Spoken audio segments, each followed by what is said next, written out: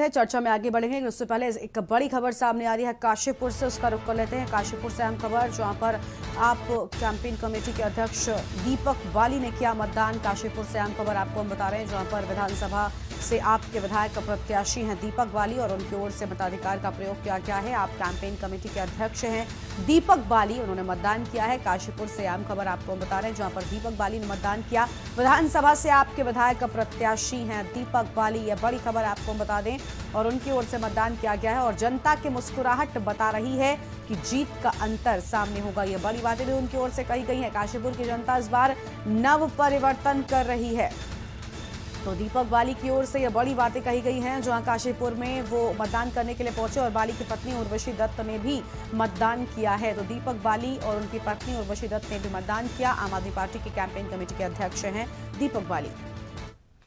बिल्कुल उत्साह है, मैं गया हूँ। अभी देखिए सुबह का ही टाइम था, 8 बजकर आई थिंक 10 मिनट हुए थे, और उसमें भी इस मतदान केंद्र पर लाइन अच्छी खासी लगी हुई थी और लोगों में उत्साह है। अब वहाँ पर मैं प्रत्याशी हूँ इसलिए बात तो नहीं हो सकती, लेकिन जिस तरीके से निगाहें बता रही थी और उनके स्माइल बता रही थी, तो मुझे उम्मीद है कि जीत भारी मतों से होने जा रही है। अपनी जीत को लेकर आश्वस्त है? पूरी तरीके से आश्वस्त हूँ और भारी मतों से जीत होगी।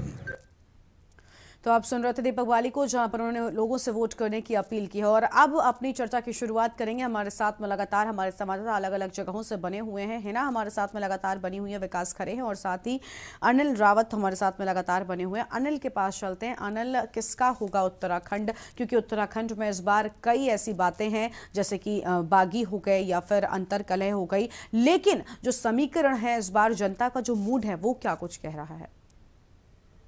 मैं बता दूं, उत्तराखंड जिले की बात करूं, विधानसभा की बात करूं, कहीं ना कहीं जो है भाजपा की जो सरकार रही है, उनके विकास के जो कार्य किए, उन लोगों ने जो सरकार ने जो प्राथमिकता के आधार पर बड़े बड़े कार्य किए हैं, ऑल वेदर रोड की बात करूं या फिर तमाम जो ऐसे बड़े कार्य है, वो विकास के नाम पे ही वोट पड़ रहे हैं। भाजपा को और कांग्रेस है, तीनों विधानसभा में जो है जो कैंडिडेट है उनके कहीं ना कहीं मुकाबला चल रहा है। बात है यमुनोत्री विधानसभा में, यहाँ तो निवर्तमान जो विधायक है केदार सिंह रावत और कांग्रेस से जिला पंचायत जो अध्यक्ष हैं दीपक बिजवाड़ और साथ में एक निर्दलीय प्रत्याशी संजय डोभाल है, तो मैं कहीं ना कहीं कड़ा मुकाबला देखने को मिल रहा है।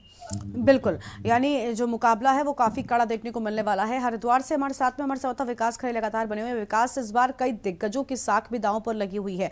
कई दिग्गज ऐसे भी हैं जो पूरा माहौल नहीं बना पाए, टिकट नहीं मिल पाई, चुनावी मैदान में नहीं है, लेकिन दूसरे प्रत्याशियों के लिए लगातार वोटों की अपील कर रहे हैं। जैसे हरक सिंह रावत, वो अपने बहू के लिए इस बार प्रचार प्रसार करते हुए नजर आए। तो जो दिग्गज इस बार चुनावी मैदान में है, वहां पर कैसा माहौल नजर आ रहा है? दिग्गजों की साख बच पाएगी इस बार? बिल्कुल, देखिए हर एक पार्टी ने जो है अपने दिग्गज चुनावी मैदान में उतार दिए हैं। हालांकि अब जो है किस दिग्गज पर जो है मोहर जनता लगाएगी या किसको जो है विधानसभा की चौखट पर भेजेगी, इस बार जो है फिलहाल मतदान चला और जनता इस बार यही तय करे कि कहीं ना कहीं इस बार बदलाव है। हालांकि फिलहाल मतदान जो है हरिद्वार में जो 9.1 पहुंच चुका है, तो कहीं ना कहीं सुबह से जो लंबी लंबी लाइनें लगी हुई और बाबा योग गुरु बाबा रामदेव जो वोट डालने के लिए अभी भी यहाँ पर पहुंचे थे, उन्हें भी साफ तौर पर कहा कि लोकतंत्र को मजबूत करे, गरीब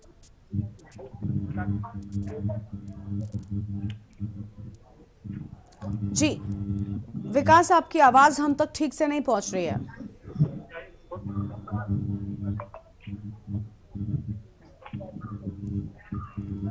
तो विकास को हम सुन नहीं पा रहे हैं, तब तक हम हिना के पास चलते हैं। हिना हमारे साथ में लगातार बनी हुई है। हिना, इस बार उत्तराखंड में आधी आबादी को लेकर कई पार्टियों ने अलग अलग दांव खिलाए। एक और आम आदमी पार्टी की ओर से प्रतिमाह कुछ धनराशि देने की बात कही गई है महिलाओं को, वहीं दूसरी ओर कांग्रेस पार्टी लड़की हूं लड़ सकती हूं का नारा बुलंद करने में लगी हुई थी। तो क्या लगता है, आधी आबादी का साथ इस बार किस पार्टी को मिलने वाला है?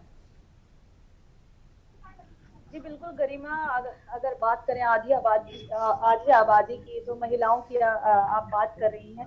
तो महिलाएं, अगर उत्तराखंड की बात करें तो उत्तराखंड एक ऐसा राज्य रहा है जहां पर अभी तक कोई भी मुख्यमंत्री चेहरा के रूप में जो है नहीं मिल पाई है। कोई भी महिला, आज तक 11 मुख्यमंत्री मिल चुके हैं पिछले 20 सालों में उत्तराखंड को, लेकिन एक भी जो है महिला के रूप में नहीं मिल पाई है कोई भी मुख्यमंत्री। तो अगर बात करें राजनीति में भागीदारी की, तो राजनीति में खासा नहीं देखा गया है महिलाओं को। बात तो बड़ी बड़ी की जाती है, लेकिन अगर बात करें किसी भी पार्टी की तो इतना ज्यादा नहीं देखा गया है। अगर बात करें कांग्रेस की, तो उत्तर प्रदेश में लड़की हूँ लड़ सकती हूँ, प्रियंका गांधी ने इस नारे के साथ जिस तरह से चुनाव प्रचार किया, चुनाव प्रचार में धार दी, वही अगर बात करें यही वाला नारा, यही वाला फॉर्मूला जो है उत्तराखंड में काफी ज्यादा जो है बहुत ज्यादा फेल होता हुआ नजर आ रहा है। वही अगर बात करें कांग्रेस की, तो कांग्रेस में बहुत ही कम प्रत्याशी जो है महिलाओं के रूप में। बिल्कुल, यानी महिलाओं को लेकर भी इस बार सभी पार्टियों की ओर से दांव जो है वो खेला गया है। आपके पास वापस लौटेंगे, लेकिन इस बीच एक खबर सामने आ रही है खटीमा से। सबसे पहले अपने दर्शकों को वो बताते हैं जहां पर आपके पूर्व अध्यक्ष आपको बता दें कि एसएस कलेर ने मतदान किया है और जनता से वोट करने की अपील की है। आपके पूर्व अध्यक्ष एसएस कलेर ने मतदान किया है। खटीमा से इस वक्त की बड़ी खबर आपको हम बता रहे हैं। एसएस कलेर की ओर से मतदान किया गया है और जनता से वोट करने की अपील भी की गई है। यह अहम खबर खटीमा से सामने आ रही है, जहां पर एसएस कलेर ने अपने मताधिकार का प्रयोग किया और कहा कि उत्तराखंड की बदहाली को खत्म करना बेहद जरूरी हो गया है। तो उत्तराखंड की बदहाली को खत्म करने के लिए उन्होंने कहा है और बदहाली को खत्म करने के लिए वोट जरूर दें। तो वोट देने की अपील आम आदमी पार्टी के पूर्व अध्यक्ष एसएस कलेर ने किया है। जनता से वोट डालने की अपील की है। उन्होंने भी अपने मताधिकार का प्रयोग किया है। ये अहम खबर आपको हम बता रहे हैं खटीमा से, जहां पर एसएस कलेर की ओर से मतदान किया गया और उन्होंने कहा कि उत्तराखंड की बदहाली को खत्म करना बेहद ज़रूरी है। और इसी कड़ी में उन्होंने कहा कि बदहाली को खत्म करना है तो वोट ज़रूर दें, लोकतंत्र के इस महापर्व में अपनी भागीदारी को सुनिश्चित करें। ये अहम खबर आपको हम बता रहे हैं। और खटीमा में आपके पूर्व अध्यक्ष एसएस कलेर ने मतदान किया है।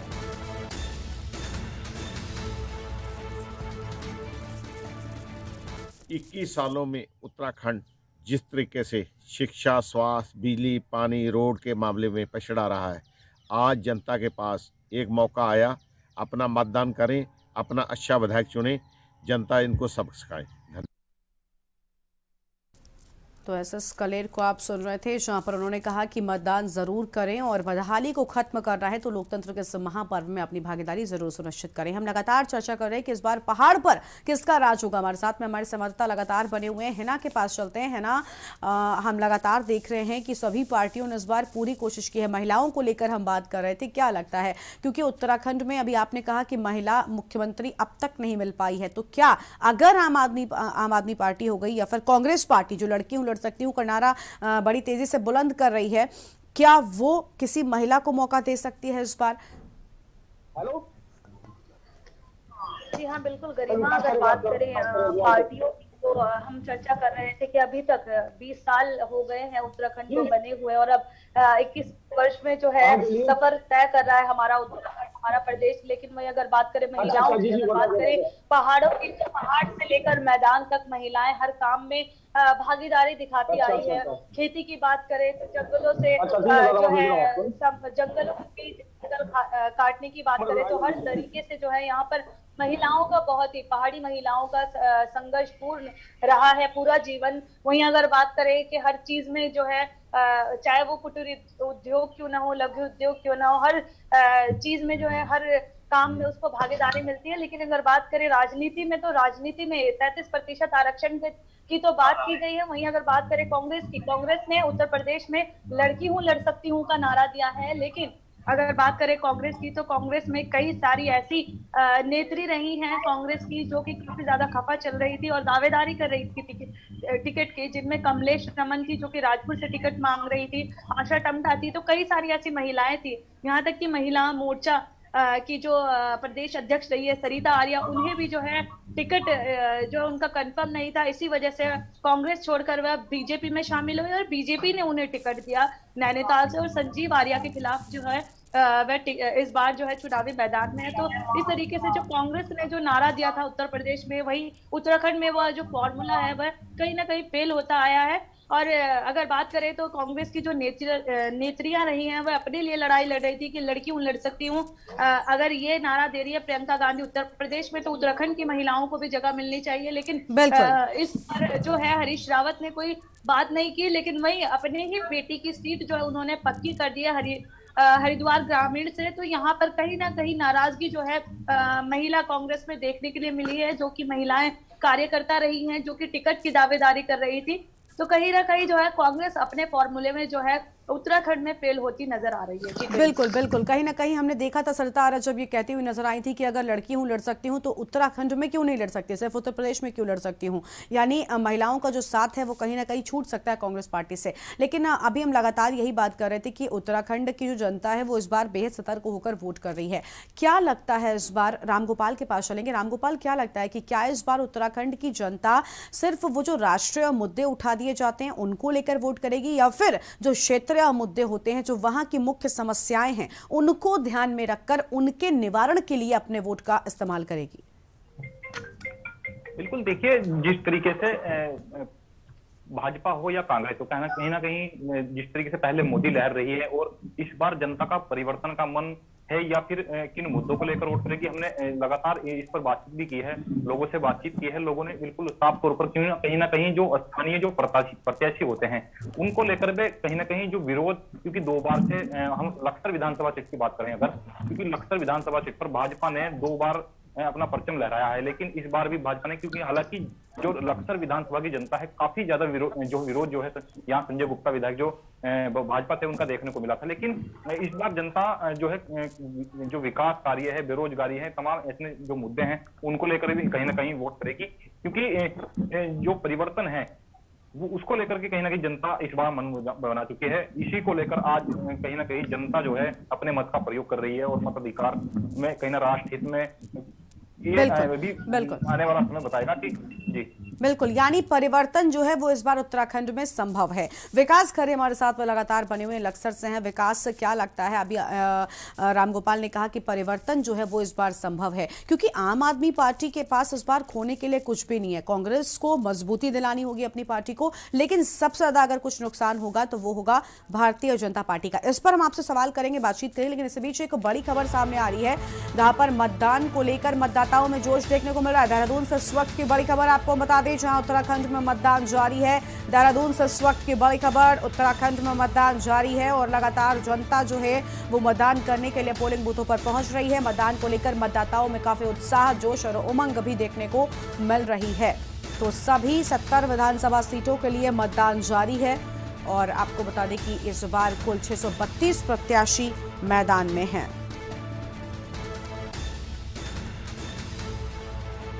तो उत्तराखंड में मतदान जारी है और लगातार आपको हम बता दें कि जो जनता है वो वोट करने के लिए पहुंच रही है और इसी को लेकर आज हम बात कर रहे हैं कि आखिर उत्तराखंड जो है वो किसका होगा, क्योंकि जनता तो वोट करने के लिए पहुंच रही है, लेकिन इस बार किस पर सबसे ज्यादा भरोसा जताएगी ये देखना होगा। इसको लेकर हम लगातार चर्चा कर रहे हैं। हमारे साथ में 2 वरिष्ठ पत्रकार जुड़ चुके हैं, कुलदीप राणा जी हैं और साथ ही नरेंद्र सेठी जी हमारे साथ में जुड़ चुके हैं। आप दोनों का बहुत बहुत स्वागत है। सबसे पहले कुलदीप राणा जी के पास चलते हैं। कुलदीप जी, इस बार किसका होगा उत्तराखंड? जनता तो पहुंच रही है, लेकिन किसकी किस्मत का फैसला, किसको सिरमौर पर इस बार बिठाने वाली है उत्तराखंड की जनता? देखिए, ये बड़ा अनिश्चितता भरा सवाल आपने पूछा है मुझसे, क्योंकि जिस तरह की चीजें विगत कुछ समय से उत्तराखंड में देखने में मिली हैं और जनता में सरकार को लेकर के जो नाराजगी देखने को मिली है, तो वो कहीं ना कहीं चुनाव में, मतदान में नाराजगी उभर करके जरूर आएगी। एक तरफ मोदी हैं जिनको लेकर के उत्तराखंड में बड़ा उत्साह है, लेकिन वहीं प्रदेश भाजपा है जिसको लेकर के जनता में नाराजगी है कि हमने 2017 में प्रचंड बहुमत दिया था, 57 विधायक दिए थे 70 में से, लेकिन आपने राज्य को क्या दिया?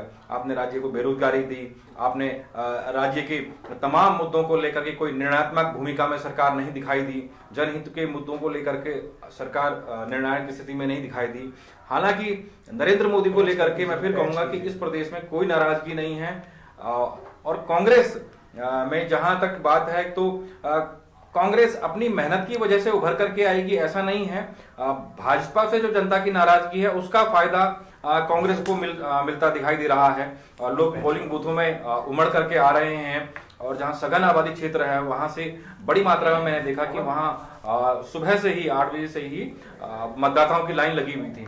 तो ये जब हमने मतदाताओं से बात करने की कोशिश की तो कई लोग ये अपनी बात को स्पष्ट नहीं कर पा रहे हैं, वो चीजों को बताना नहीं चाहते हैं। वो बिल्कुल एक तरह ये कह सकते हैं कि मतदाता ने अपने विचार, अपने मन, उसके मन में क्या है उसको उसने बिल्कुल कवर करके रखा है कि वो किसी को नहीं बताएगा। बिल्कुल। तो बहुत सारी ऐसी स्थितियां जो निकल करके आ रही हैं। तो और जिस तरह के घटनाक्रम विगत 2-3 दिन में उत्तराखंड में हुए हैं, तो उस हिसाब से पता लग रहा है कि इस बार टक्कर कांटे की है। बिल्कुल, यानी कांटे की टक्कर जो है वो देखने को मिलने वाली है और सभी प्रत्याशी जो है उनकी अब साख दांव पर लगी हुई। हमारे साथ में एक और वरिष्ठ पत्रकार है नरेंद्र सेठी जी, उनके पास चलेंगे। नरेंद्र जी, हम कल भी बात कर रहे थे और यही बताया जा रहा था कि क्या इस बार पहाड़ पर कौन राज होगा, और कल आपने यही कहा था कि इस बार आम आदमी पार्टी के पास खोने के लिए कुछ नहीं है, लेकिन सबसे ज्यादा अगर नुकसान किसी का हो सकता है तो वो है भारतीय जनता पार्टी। क्या लगता है कि क्या आज जो मिथक उत्तराखंड के साथ जुड़ा रहा है आज वो टूटेगा, और क्या भारतीय जनता पार्टी एक बार फिर से सत्ता में वापसी करेगी?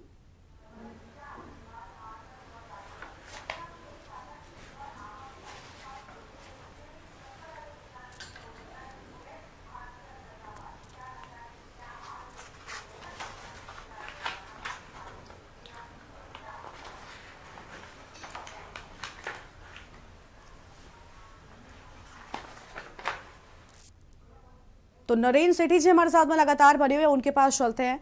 और उससे पहले हम आपको बता दें कि लगातार हमारे साथ में और संवाददाता भी बने हुए हैं और इसी पर आज हम चर्चा कर रहे हैं कि उत्तराखंड किसका होगा, और हम लगातार इस पर चर्चा करेंगे। लेकिन उससे पहले एक बड़ी खबर बिजनौर से सामने आ रही है, उसका रुख कर लेते हैं। बिजनौर से इस वक्त की बड़ी खबर आपको बता दें, जहां पर मुरादाबाद के कमिश्नर अनंजय बिजनौर पहुंचे हैं। तो मुरादाबाद के कमिश्नर अनंजय बिजनौर पहुंच चुके हैं। कमिश्नर और डीआईजी ने मतदान केंद्रों का जायजा लिया है। बिजनौर से यह बड़ी खबर आपको बता दें, जहां पर मतदान केंद्रों का जायजा लिया गया है। कोरोना प्रोटोकॉल के लिए पुलिसकर्मियों को भी निर्देश दिए गए हैं, क्योंकि इस बार कोरोना नियमों का पालन भी करना है। अधिकारियों ने शांतिपूर्ण मतदान होने की बात कही है। ये बड़ी खबर आपको बता दें बिजनौर से, जहां पर बिजनौर में मुरादाबाद के कमिश्नर अनंजय बिजनौर पहुंच चुके हैं और उन्होंने मतदान केंद्रों का जायजा लिया है। कमिश्नर और डीआईजी मतदान केंद्रों पर पहुंचे, सभी चीजों का जायजा उन्होंने लिया है। मतदान को शांतिपूर्ण ढंग से संपन्न कराने की बात उनकी ओर से कही गई और साथ ही कोरोना प्रोटोकॉल को लेकर पुलिसकर्मियों को निर्देश भी उनकी ओर से दिए गए हैं। अधिकारियों ने शांतिपूर्ण मतदान होने की बात कही है। ये बड़ी खबर आपको बता रहे हैं बिजनौर से, जहां पर मुरादाबाद के कमिश्नर अनंजय बिजनौर पहुंच चुके हैं। यह बड़ी जानकारी सामने आ रही है और शांतिपूर्ण ढंग से मतदान पूरा हो सके, इसको लेकर सभी चीजों का जायजा उनकी ओर से लिया गया है। और ये बड़ी खबर, जहां पर कोरोना प्रोटोकॉल के पालन वहां पर होते रहे, कोरोना के नियमों का पालन वहां पर होता रहे मतदाताओं के द्वारा, इसको लेकर भी पुलिसकर्मियों को उन्होंने खास निर्देश दिए हैं। ये बड़ी खबर बिजनौर से, जहां पर डीआईजी और कमिश्नर पहुंचे हुए हैं मतदान स्थल पर। पूरा जायजा उनकी ओर से लिया गया है। मुरादाबाद के कमिश्नर अनंजय वहां पर पहुंचे। कमिश्नर और डीआईजी ने मतदान केंद्रों का जायजा भी लिया है।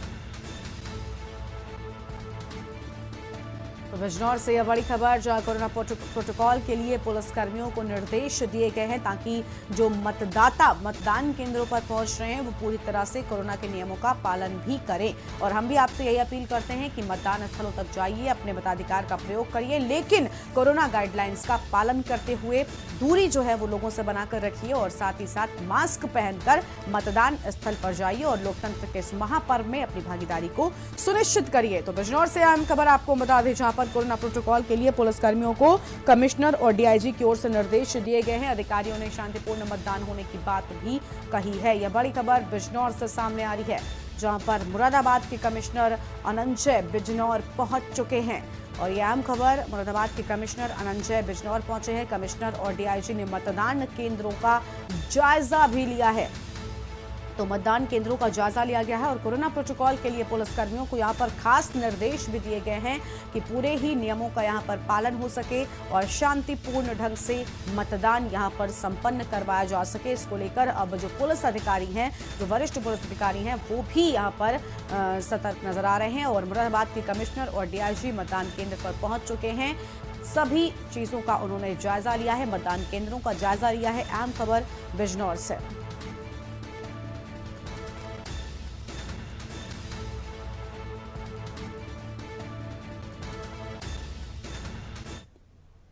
और किसका होगा उत्तराखंड, पहाड़ पर होगा किसका राज, इसको लेकर हम लगातार चर्चा कर रहे हैं। हमारे साथ में दो वरिष्ठ पत्रकार भी जुड़ चुके हैं। नरेंद्र सेठी जी हमारे साथ में जुड़े हुए हैं। नरेंद्र सेठी जी, आपका बहुत बहुत स्वागत है हमारे इस कार्यक्रम में। कल हम बात कर रहे थे तो हम यही कह रहे थे कि किस तरह से इस बार उत्तराखंड का जो चुनाव है वो बेहद दिलचस्प होता हुआ नजर आ रहा है, लेकिन आज वो फैसले की घड़ी सामने आ चुकी है जब उत्तराखंड की जनता इन प्रत्याशियों की किस्मत ईवीएम में कैद कर देगी। आपसे मैं जानना चाहूंगी इस बार आपको किस तरह के समीकरण जो हैं वो उत्तराखंड में नजर आ रहे हैं। जी जी, बहुत ही एक खूबसूरत प्रदेश है उत्तराखंड, और उत्तराखंड ये अपनी 5वीं विधानसभा चुनने जा रहा है इस बार, और उसके लिए मतदान करने के लिए निकले हैं लोग।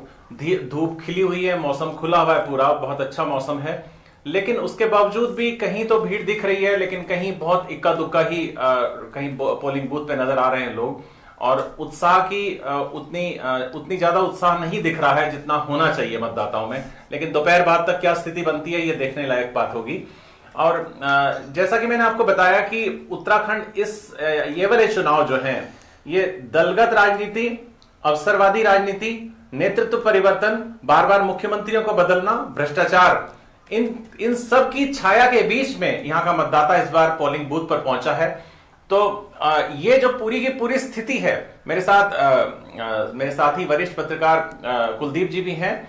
हम लोगों ने इस बात पर चर्चा की तो ये एक बिल्कुल उस तरीके का कुलदीप ऐसा लगता है जैसे एक बार को सुंदरलाल बहुगुणा और गौरा देवी ने यहाँ के पर्यावरण को बचाने के लिए जिस समय मुहिम चलाई थी, चिपको आंदोलन, तो आज लगता है जो राजनीति यहाँ की धरातल में जा रही है तो उसके लिए एक फिर दोबारा से एक सुंदरलाल बहुगुणा और एक गौरा देवी की आवश्यकता है जिससे कि ये बचाई जा सके। नहीं, बिल्कुल आप ठीक कह रहे हैं, क्योंकि जिस हिसाब से ये राज्य बना था, जिन जन मुद्दों को लेकर के जिन जन आंदोलन खड़ा किया गया था, उसके बाद जैसी स्थिति इस राज्य की निकल करके आई और जनता की जो अपेक्षाएं थी, जनता जिस रोड मैप को लेकर के चली थी कि जल जंगल जमीन के मुद्दे होंगे, तमाम रोजगार के मुद्दे होंगे, क्योंकि रोजगार बहुत बड़ा मुद्दा था। हम लोग उस वक्त कॉलेजों में पढ़ा करते थे और ये लड़ाई बड़ी उसमें उभर करके आती थी कि भाई पहाड़ से लोग या तो बीएड कर रहे हैं या लॉ कर रहे हैं, ठीक है, क्योंकि इसके अलावा कोई और विकल्प था नहीं महाविद्यालयों में। तो और रोजगार को लेकर के एक बड़ी लंबी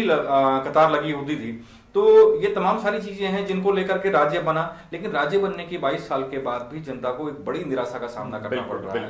तो ये मुद्दे जरूर हावी हैं लोगों के दिमाग में। बिल्कुल, यानी यही दो मुद्दे जो आप बात कर रहे थे, यही मुद्दे हैं जो खास इस बार होने वाले हैं। और इसी बीच एक बड़ी जानकारी सामने आ रही, सबसे पहले अपने दर्शकों को बताते हैं, जहां पर 9 बजे तक का वोट प्रतिशत जो है वो सामने आ चुका है उत्तराखंड में। एक और जहां मतदान जारी है तो वहीं अब आपको आंकड़े बता दें, उत्तराखंड में सुबह 9 बजे तक मतदान के सुबह 9 बजे तक वोटिंग प्रतिशत 5.15 रहा है। ये बड़ी जानकारी आपको हम बता रहे हैं। सुबह 9 बजे तक के ये प्रतिशत सामने आए हैं और सुबह से मतदान केंद्रों में लाइनें जो हैं वो लगी हुई हैं, लोग कतारों में खड़े हुए हैं, अपनी बारी का इंतजार कर रहे हैं। मतदान को लेकर मतदाताओं में जोश भी देखने को मिल रहा है। और इसी बीच ये आंकड़े सामने आए हैं सुबह 9 बजे तक के, जहां पर 5.15% मतदान सुबह 9 बजे तक उत्तराखंड में संपन्न हुआ है। ये बड़ी जानकारी आपको बता रहे हैं। सुबह 9 बजे तक का वोटिंग प्रतिशत जो है वो सामने आ चुका है। 5.15% वोटिंग उत्तराखंड में सुबह 9 बजे तक हो चुकी है। हालांकि अभी भी जोश जो है वो लगातार मतदाताओं में देखने को मिल रहा है। लोग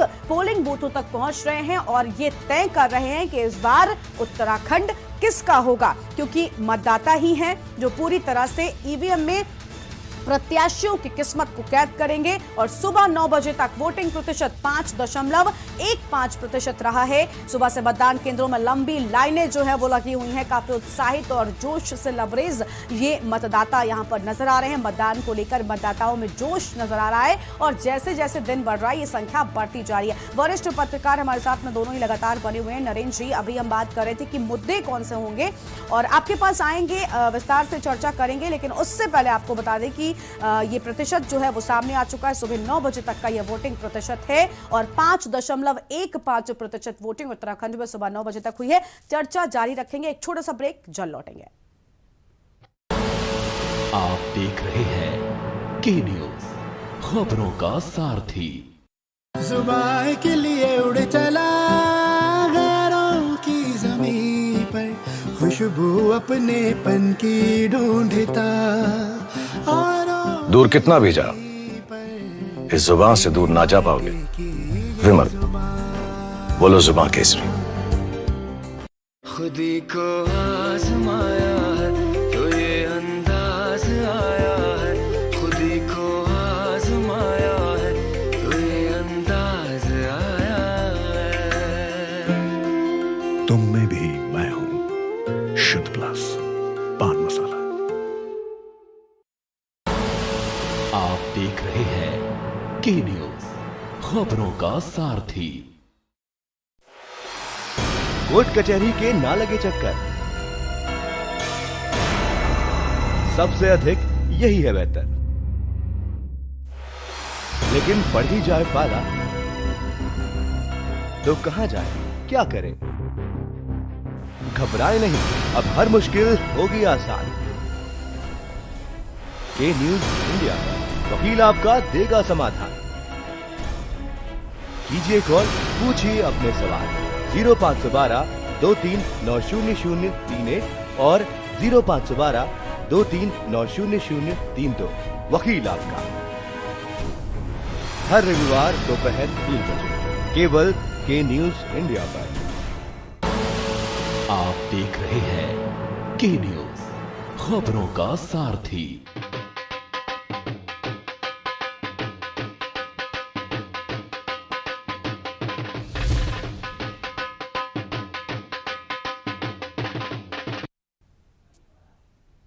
ब्रेक के बाद आप सभी का स्वागत है। और पहाड़ पर किसका राज होगा, इस पर लगातार हम चर्चा करेंगे। लेकिन इसी बीच एक बड़ी खबर सामने आ रही है। इस वक्त की बड़ी खबर आपको हम बता दें, जहां पर कानपुर देहात से यह बड़ी खबर। कानपुर देहात में प्रधानमंत्री नरेंद्र मोदी का दौरा, यह बड़ी जानकारी कानपुर देहात से सामने आ रही है। पीएम मोदी के कार्यक्रम को लेकर तैयारियां यहां पर पूरी हो चुकी हैं। तो पीएम मोदी के कार्यक्रम को लेकर तैयारियां यहां पर पूरी हो चुकी हैं और दौरे को लेकर भाजपा नेताओं ने कमर कस ली है।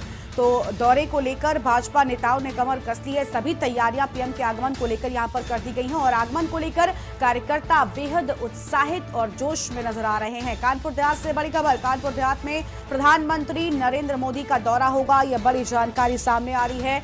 और आपको बता दें कि प्रदेश में पूर्ण बहुमत से सरकार बनाएगी भाजपा, ऐसा कहना है कार्यकर्ताओं का। और कार्यकर्ता पीएम के आगमन को लेकर बेहद उत्साहित और बीजेपी कार्यकर्ताओं से खास बातचीत में यह बात उनकी ओर से कही गई कि इस बार पूर्ण बहुमत से बीजेपी सरकार बनाएगी। समर्था अमित पांडे ने खास बातचीत की है। यह बड़ी खबर आपको बता दें कानपुर देहात से, जहां कानपुर देहात में पीएम के आगमन को लेकर सभी तैयारियां पूरी हो चुकी हैं। कार्यकर्ता बेहद उत्साहित और जोश से भरे हुए नजर आ रहे हैं। और खास बातचीत में उन्होंने कहा कि भारतीय जनता पार्टी इस बार पूर्ण बहुमत के साथ में सरकार बनाएगी और उनके आगमन को लेकर यहां पर सभी तैयारियां पूरी हो चुकी हैं। दौरे को लेकर भाजपा नेताओं ने कमर कस ली है।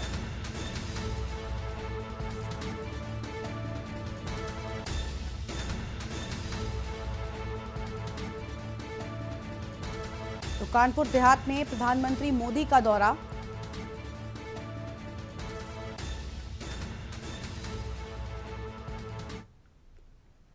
तो हम लगातार चर्चा कर रहे हैं कि इस बार उत्तराखंड किसका होगा। और इसी को लेकर हम नरेंद्र सेठी जी से बात कर रहे थे। नरेंद्र जी, अभी आप लोग बात कर रहे थे कि कुछ इस बार मुद्दे हैं और कुछ लोगों की जरूरत एक बार फिर से उत्तराखंड को आ पड़ी है, क्योंकि उत्तराखंड में राजनीतिक स्तर जो है वो जिस तरह से नीचे गिरा है, उसको संभालने के लिए, वापस से उत्तराखंड की खूबसूरती को बरकरार रखने के लिए कुछ अहम चीजों की जरूरत है। लेकिन मेरा आपसे यही सवाल है कि उत्तराखंड में हम लगातार देखते हैं, या फिर यूकेडी भी लगातार ये कहती है कि ये जो पार्टियां हैं ये बाहर की पार्टियां हैं और ये राष्ट्रीय मुद्दों को लेकर बातचीत करती हैं, ना कि क्षेत्रीय मुद्दों को लेकर। तो क्या लगता है कि क्या इस बार के चुनाव में उत्तराखंड की जनता भी ये बात अपने मन में, अपने ध्यान में रखेगी कि उत्तराखंड के क्षेत्रीय विकास की ज्यादा जरूरत है, ना कि राष्ट्रीय राजनीति की?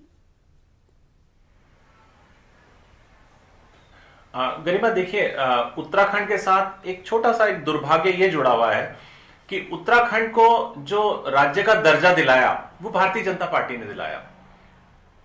और भारतीय जनता पार्टी ने दर्जा दिलाने के बाद एक अंतरिम सरकार तो बनी, लेकिन जो चुनाव हुआ उसके बाद और कांग्रेस आई उसमें, यानी कि यहाँ की जनता ने भारतीय जनता पार्टी को स्वीकार नहीं किया। और उसके बाद एक ये मिथक रहा कि एक बार कांग्रेस और एक बार भारतीय जनता पार्टी की लगातार सरकारें बनती आई हैं। यहाँ राज्य की मांग इसलिए हुई थी क्योंकि जैसे दूरस्थ क्षेत्र हैं, पौड़ी के हैं, टिहरी के, चमोली के, रुद्रप्रयाग के, गंगोत्री के, तो वहां विकास की किरणें नहीं पहुंच पाती थी और उसके लिए उन्हें लखनऊ के चक्कर लगाने पड़ते थे। तो यहाँ के मांग इसलिए उठी कि लोगों ने ये सोचा, आंदोलन चला तो ये सोचा कि यहां अपना एक सचिवालय होगा, अपना मुख्यमंत्री होगा, अपने विधायक होंगे तो विकास तेजी से बढ़ेगा। लेकिन दोनों दलों ने, विशेषकर कांग्रेस और भारतीय जनता पार्टी ने, इस पूरे राज्य की तस्वीर को इतना मलिन करके रख दिया कि दल बदल और दलगत जो राजनीति थी उससे यहां का विकास भी अवरुद्ध हुआ, भ्रष्टाचार बढ़ा और जनता का विश्वास एक लोकतंत्र से जैसे उठ सा जाता है।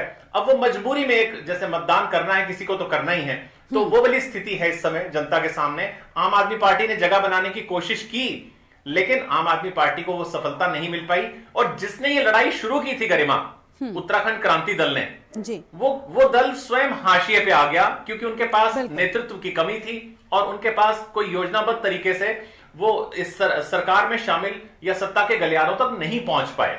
ये एक बहुत बड़ा उनके साथ भी दुर्भाग्य रहा।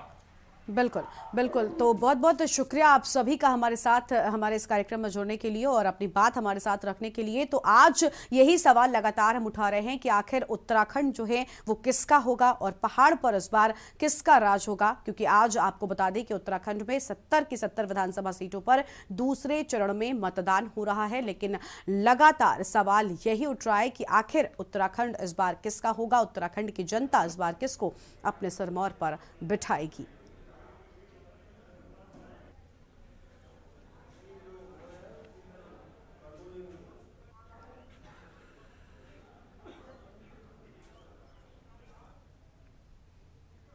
और विकासनगर विधानसभा सीट से हमारे संवाददाता ने मुन्ना चौहान से खास बातचीत की है, वो सुनिए।